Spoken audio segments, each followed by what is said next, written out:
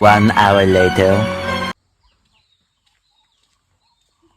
आमा तपाईले मात्र ठिक गर्नुहुन्छ यो अलक्षिणालाई तपाई नहुँदा त एउटा सिन्का पनि भाज्दैन फेरि मैले भनेको त केही पो टेर्दैन त हो र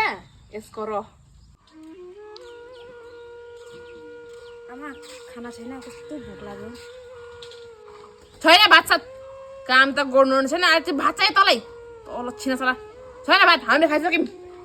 जा त तेरो त अनुहार पनि हेर्नु मन छैन गइहाल जा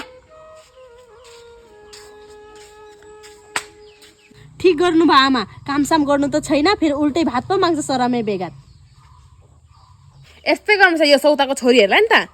बेसी माया गरेर पनि टाउकोमा टेक्छ कि यिनीहरूले पुलपुलेर अलक्षिना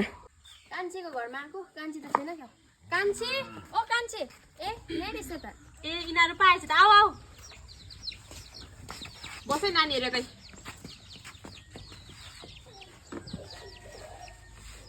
आन्टी सन्चै हुनुहुन्छ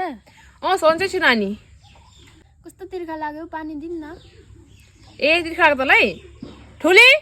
ओ ठुली यहाँ बहिनीको साथी ल्याएको छ पानी ल्याइदिनु एक गिलास ओ कान्छी आजकल त हाम्रो घरतिर आउँदिनस् त आज जानु आँटेको थियो तिमीहरू आइपुग्यौ तिमीहरू स्कुल जाँदैछौ जाँदैछु मैले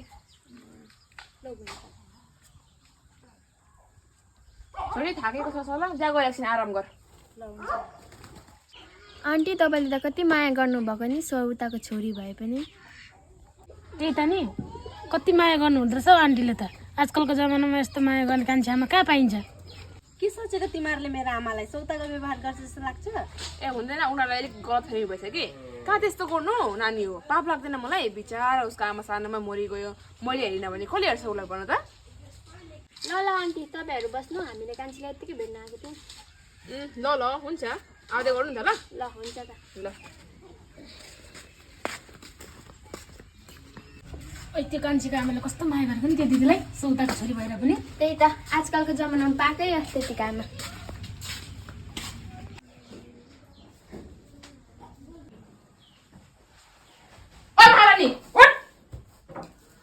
मस्त सुतिरहेको छ तपाईँले तपाईँले भन्नुभएको होइन एकछिन आराम गर्नु भनेर आमा ए मैले सुत्ने उठ भन्दा उठ्ने त्यो कान्छीको साथीहरू आएको थिएन पो मैले यस्तो भनेको त नभए तिनीहरूले मलाई के सोच्छ तँलाई के यहाँ बसी खानको लागि पालेको मैले